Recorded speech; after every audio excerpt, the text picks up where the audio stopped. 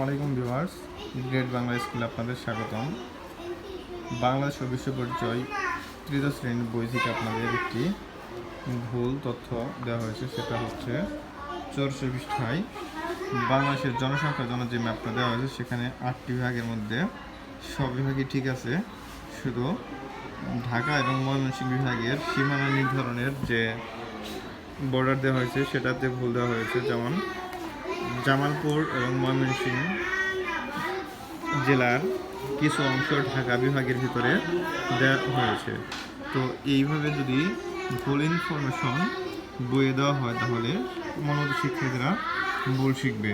এখানে আপনার সিলেট বানানে এবং চট্টগ্রাম বানানেও কিছুটা ভুল করা হয়েছে। এটা প্রিন্টিংয়ের ভুল থাকলেও এর সবচেয়ে বড় ভুল হচ্ছে ঢাকা এবং ময়মনসিংহ বিভাগের সীমানা নির্ধারণ। তো এটা আগামী প্রিন্টিংয়ে অবশ্যই ঠিক করবেন।